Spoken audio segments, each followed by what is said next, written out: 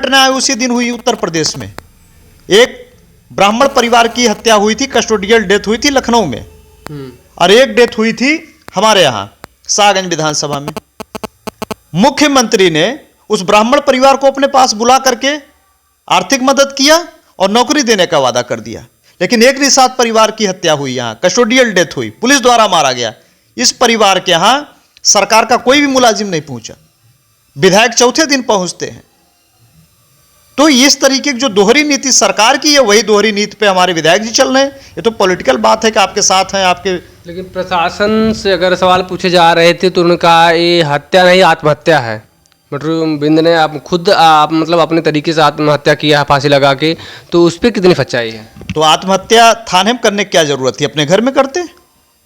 जिसको आत्महत्या करनी होगी वो थाना चुनेगा, चौकी चुनेगा। आत्महत्या करनी होगी अपने घर में पंखे से लटकेगा, अपने यहाँ पेड़ पे लटकेगा।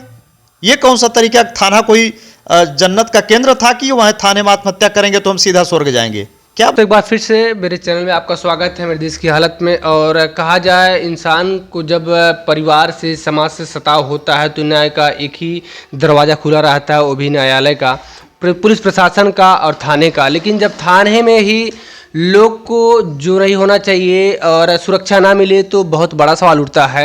अपने आप में बहुत बड़ी बात है, सवालिया हमेशा हर वक्त उठता है। तो आइए, हमारे एरिया का एक मटरूबिंद का मैटर था जो पुलिस कस्टडी में उनकी मौत हो गई ऑन द स्पॉट। किस तरीके से हुई, सारे मामलों पे बात करेंगे हम, और उसका जिम्मेदार कौन है, क्या उनके परिवार को न्यायिक व्यवस्थाएं जो है उसके तहत न्याय मिल पाएगा या मिला, या फिर अभी पेंडिंग मामला किस तरीके से कहाँ तक पहुँचा। तो आइए, हमारे साथ फिर से जिला पंचायत युवा नेता आज हमारे साथ मौजूद हैं, विक्की यादव।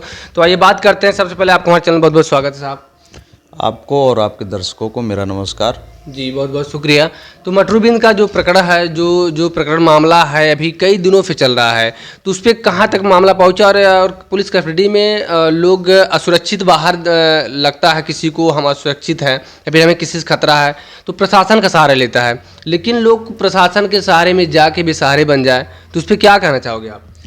ये देखिए, अब इस पर क्या कहना है, ये उत्तर प्रदेश की जो खाकी है ना, ये खूंखार हो चुकी है। ये खाकी में खूंखार जन्म ले चुके हैं और ये प्रशासनिक गुंडे तैयार हो गए हैं।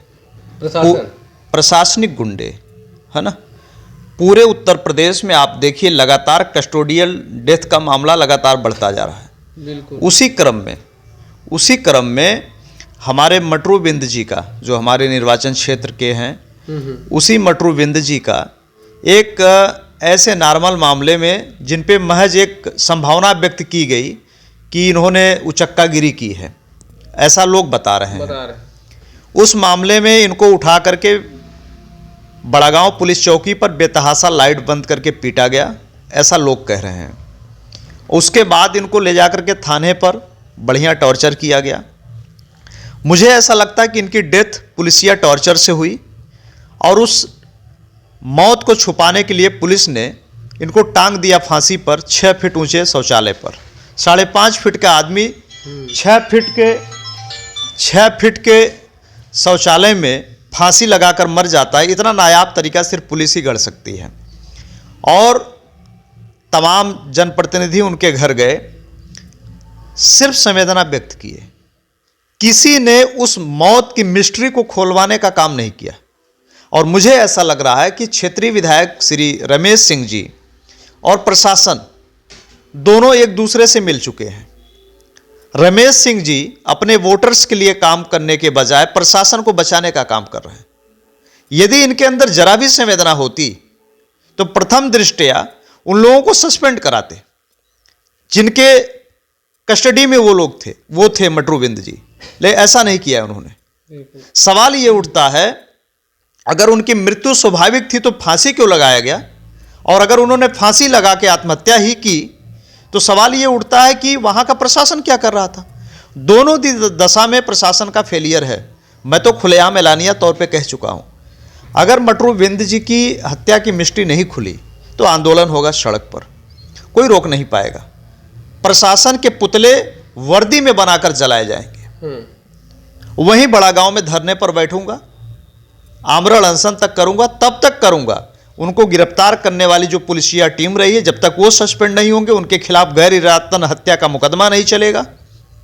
और जो कोतवाली में घटना उनके साथ हुई उसमें शामिल लोगों के खिलाफ जब तक कार्रवाई नहीं होगी, ये जवाब देना पड़ेगा जनप्रतिनिधियों को भी, प्रशासन को भी। लेकिन अभी हम एक क्लिप में पढ़े थे, जो हमारे क्षेत्रीय हैं विधायक जी हैं रमेश सिंह, तो उन्होंने 5 लाख का आर्थिक सहायता मदद किया है। तो इसमें कहाँ तक सच्चाई है, तो लोग का जो कहना है, और कहीं क्लिप पढ़े भी थे, तो उसमें क्या आप क्या कहना चाहेंगे? क्या रमेश सिंह जी ने अपनी 1 महीने की सैलरी दे दी? नहीं दिया। ये डीएम ने अपने आकस्मिक कोष से 5 लाख रुपया उस परिवार को और भीड़ को शांत करने के लिए घोषित किया था, प्रधान के हाथ भिजवाया था। अगले दिन तीसरे दिन जब बड़ा दिल करते हुए एक गरीब के दरवाजे पर जब ये बेचारे पहुंचे हैं, चौथे दिन पहुंचे हैं, तो वही पैसा जो डीएम द्वारा दिया गया था, उसी पैसे को ये अपने हाथ में लेकर के उस गरीब परिवार को थमा दिए। रमेश सिंह जी बताए ना, क्या उन्होंने अपनी सैलरी दी है क्या, या अपने अकाउंट से निकाल कर 5 लाख दिए हैं क्या? इतने बड़े क्षेत्र के आप विधायक हैं, आपकी संवेदना इतनी मर गई है, चुनाव में दारू पिलाने के लिए लाखों लाख रुपए आपके पास रहते हैं, वोटरों को खरीदने के लिए आपके पास पैसे रहते हैं। एक गरीब परिवार की आपकी सरकार रहते हुए, आपके क्षेत्रीय विधायक रहते हुए प्रशासनिक हत्या हो जाती है और आपकी जेब से 5 रुपया नहीं निकलता उस परिवार के लिए। लेकिन विधायक जी ने, जो इस क्षेत्र के विधायक रमेश सिंह जी, उन्होंने कहा हर संभव मदद करेंगे हम, और कहा भी है। लेकिन कितनी सच्चाई है, क्या है, सारी बातें तो आगे चल के मतलब हर किसी की बातें जहन में आती है। लेकिन उन्होंने कहा कि कोई भी किसी भी प्रकार की समस्या आपको नहीं पड़ेंगी, जो प्रशासनिक अधिकारी हैं उन पर भी कार्रवाई होगी, और जहाँ तक हो सकेगा किसी भी प्रकार की सहायता की जरूरत पड़ेगी तो हम आपके साथ खड़े हैं। तो आप उस पर क्या कहें? ये राजनीतिक भाषा है, ये राजनीतिक भाषा। मेरे ऊपर कोई विपत्ति आ जाए, आप आके संवेदना व्यक्त करिए, मैं भैया आपके साथ खड़ा हूँ। साथ खड़ा होकर क्या कर लेंगे आप? मेरी विपत्ति में आपने कई कदम मेरे साथ चलने का काम किया, क्या कर दिया आपने उसके लिए? साथ खड़े हैं, आपके सहयोग में हूँ, ये तो पॉलिटिकल भाषा है। अरे सहयोग में आप हैं तो दिखना भी तो चाहिए। आप सहयोग में तब माने जाते जब उन पुलिसकर्मियों को आप तत्काल प्रभाव से निलंबित कराते, जब उस गरीब के हाथ पर अपने कमाई का 10 रुपया रखते आप, तब आप साथ देते। आप उस दिन से गए, दोबारा फिर उस परिवार की सुधि आपने नहीं ली। किस तरीके से आप साथ में, आप गलबहियां कर रहे हैं प्रशासन के साथ, आप अपनी सरकार को बचा रहे हैं, अपने प्रशासन को बचा रहे हैं।